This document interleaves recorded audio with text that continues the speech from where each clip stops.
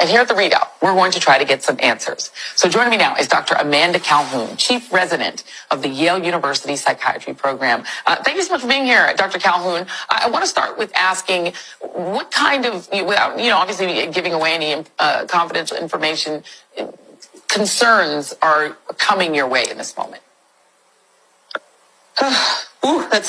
There are so many concerns, Joy, and thank you so much for having me. I think, and what you very eloquently stated, people are concerned about their human rights, their existence, their safety. And I think, when we're talking about people who are worried about, getting gender affirming care, we're talking about people who are worried about being able to get access to women's health care, to, life-saving procedures, to abortions. That has a very, very devastating downstream effect on one's mental health. And when, as a psychiatrist, a child psychiatrist, but I also work with adults, we also see a lot of children who are born to parents who are struggling. They might have mental health issues, and those children sometimes develop very severe behavioral problems, suicidality, and I have a lot of concerns about the supports that those kids are going to have going forward. Yeah, and we know that there's been a vast increase since the election, 700% increase in calls from LGBTQ youth to the Trevor Project, which offers a phone, online chat, or text to people. 700% increase in calls, texts, and chats compared to prior weeks. So people are scared, but they don't know what's going to happen to them.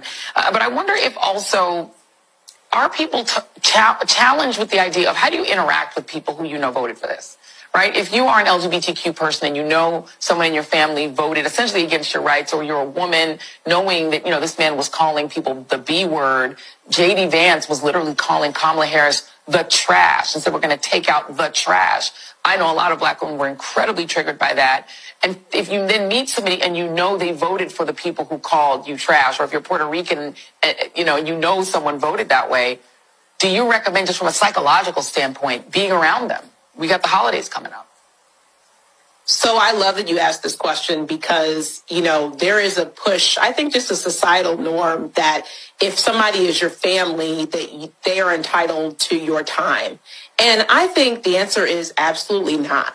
So if you are going to a situation where you have family members, where you have close friends who have voted in ways that are against you, like what you said, against your livelihood, and it's completely fine to not be around those people and to tell them why, to say, I have a problem with the way that you voted because it went against my very livelihood, and I'm not going to be around you this holiday. I need to take some space for me. And I actually talk to, adults as well as advising parents for children. I mean, I think, I don't think that you should force children. I don't think you should force adults to be around people just because they're your family. I think there's a level of, need to establish boundaries. And if you feel like you need to establish boundaries with people, whether they're your family or not, I think you should very much be entitled to do so. And I think it may be essential for your mental health.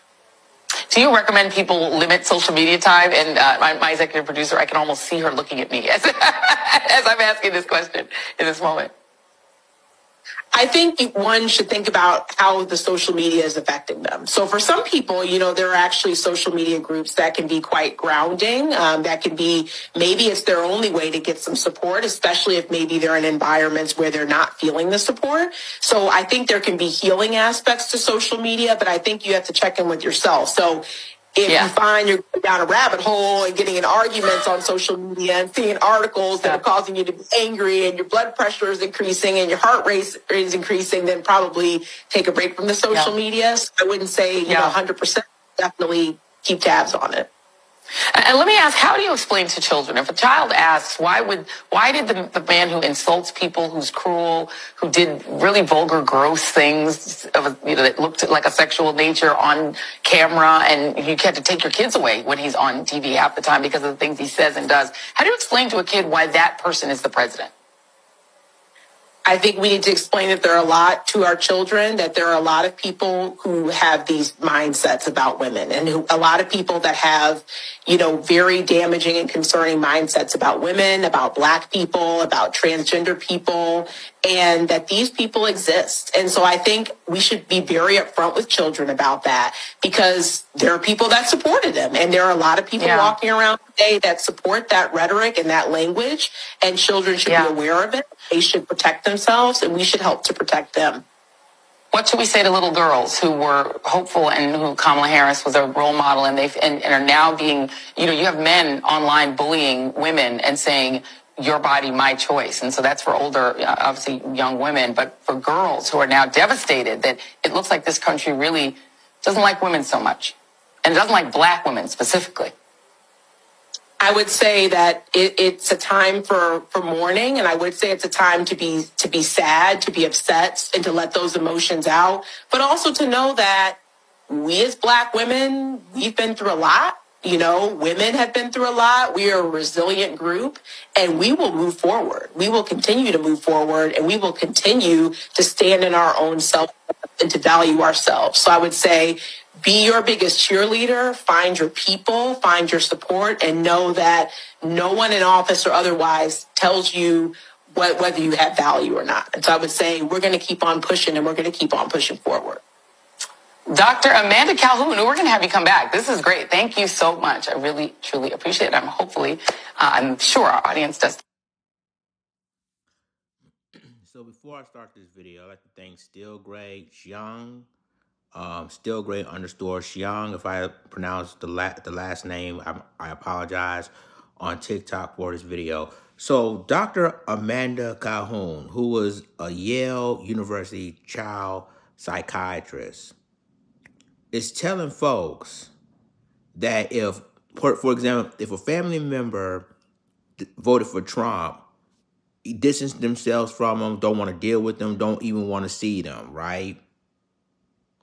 And see, the problem is that now you divide the family all because of the election.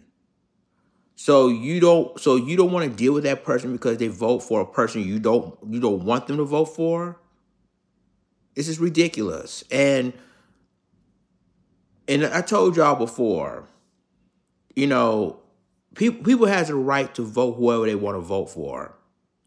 And to tell someone that you cannot, if you vote for Donald Trump, for example, well, I can't talk to you, I can't sit down with you, I can't have dinner with you, spending holidays with you.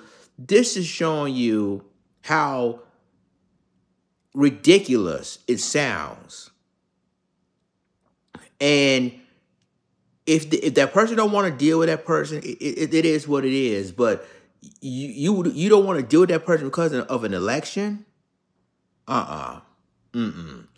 It's sad, people. And I'm going to tell you like this, that Dr. Amanda Calhoun and women like her is going to draw on people divided. And she's supposed to be a child psychiatrist, but she deals with adults as well.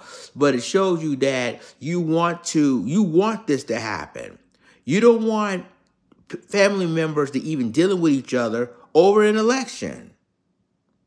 Well, because you don't vote for Kamala Harris, I don't want to deal with you no more. Or because you voted for Donald Trump, listen, I don't want to have Thanksgiving with you. I don't want to deal with you, period.